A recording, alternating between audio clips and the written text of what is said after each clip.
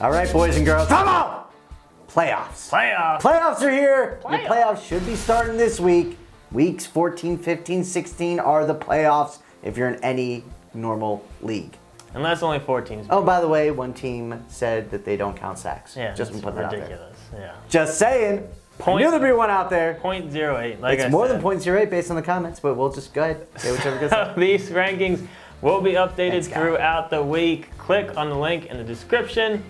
This guy updates them right up to kickoff. Oh, yeah. So check back often to see where the people are moving based off injuries and whatnot. Weather conditions, as we saw last week. Yeah, I didn't drop Kaepernick enough. All right, Tom Brady. We're talking about quarterbacks. Got Tom Brady at 3. I've already had a lot of people asking me, should I start like Prescott over him and stuff like that. I think you're overthinking it a little bit.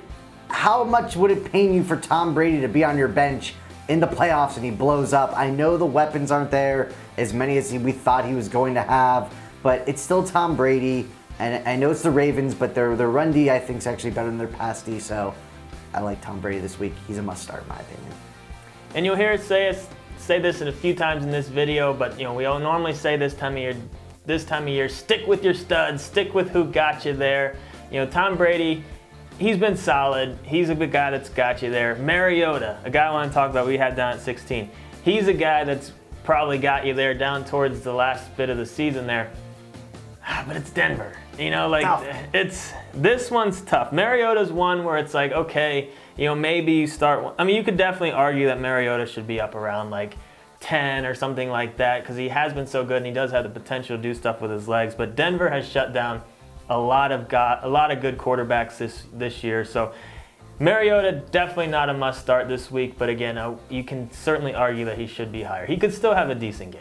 Yeah, and he definitely got a lot of you guys into the playoffs, guaranteed. I wrote him in 2 leagues. All right, going over the running backs, I'm going to talk about Rawls. He's our 9th ranked running back. Good. He's playing Green Bay. Not only did he look good, he looked great. He had 15 carries, he had 102 yards, he had 2 touchdowns, and he just looked amazing. I know he had a concussion scare. Don't worry about that. He came back into the game, so obviously he's not in the protocol. He's playing this week. And the biggest thing about Rawls, I want you to remember how he finished last year. The way he finished last year, people were like, oh, he's definitely going to be a lock top 10 pick the following year because he was so good. He was better than Marshawn Lynch. He's got potential to be great in these playoffs. We have him at 9. I know Green Bay's a good run D, but you're starting him if you own him. Oh, he looks so good. Number 18, Matt Forte. You got him on your team. You're looking at that matchup against the 49ers. Most points against running backs. You're all excited. But he plays on the Jets. And they have looked awful on offense. It's so crazy how bad they are this year compared to last year. But in the last 3 weeks, they've combined for 33 points total. I know it's a good matchup. I know you want to be excited about it, but most cases you're probably still starting him because there's still big play potential, touchdown potential, but he's not a must start in our opinion this week. So if you can find a way to maybe get him out of your lineup with some other solid options, you might want to consider it. All right, 23 is a guy that if you own, you probably hate. And if you made the playoffs with drafting him in the first round, you're good at fantasy football. And that's Todd Gurley.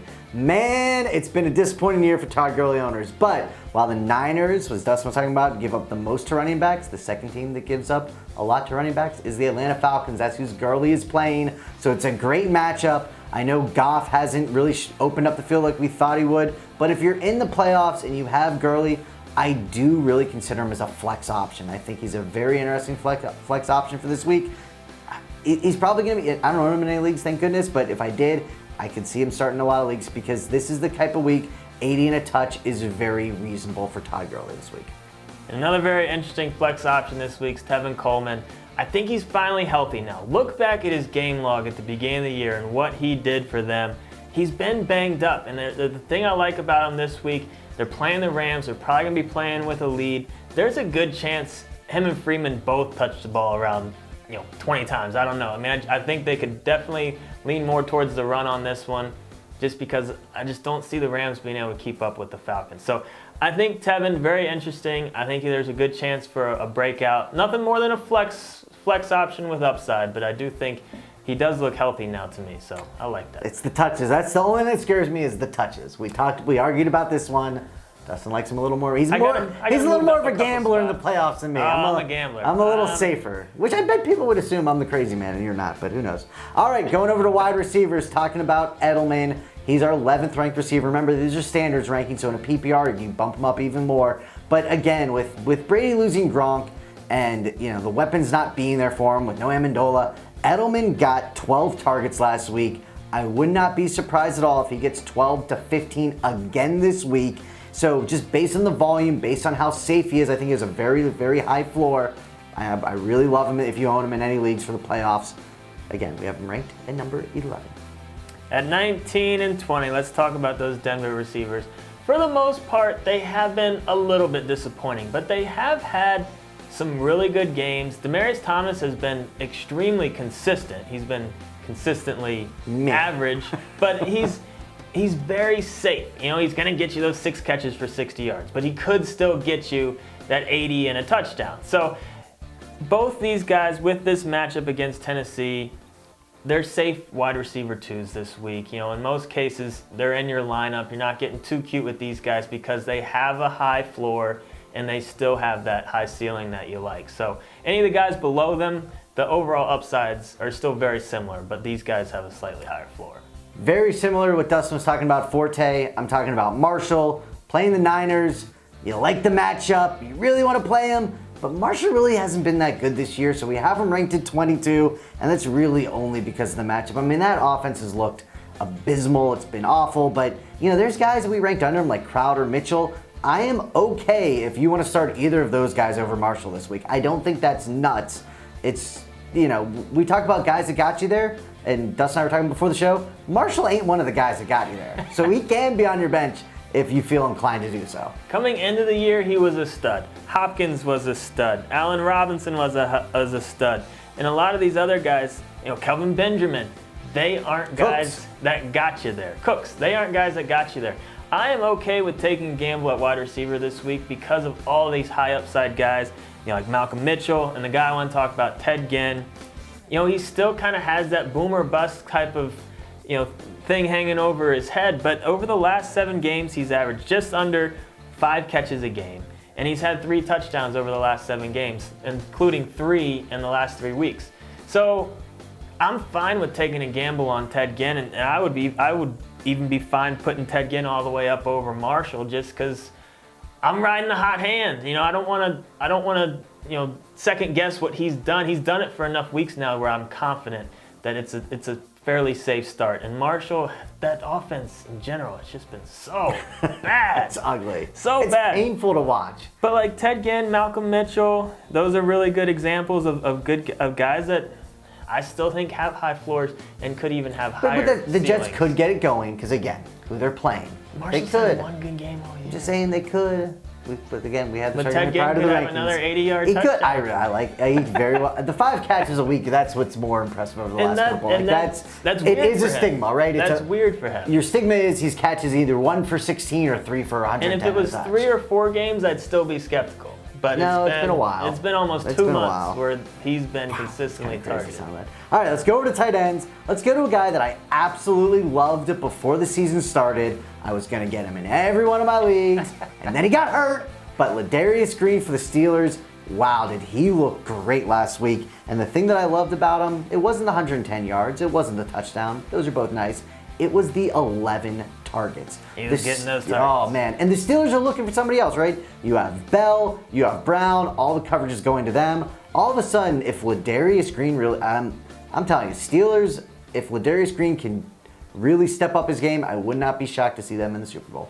That's what I'm saying. What's up, Be the Steelers missing Nation? piece on that offense. It's just, they looked so good with it. CJ Fedorowicz, I want to talk about at 11. He is out of our top 10. Boo! Brent hates him for no good reason.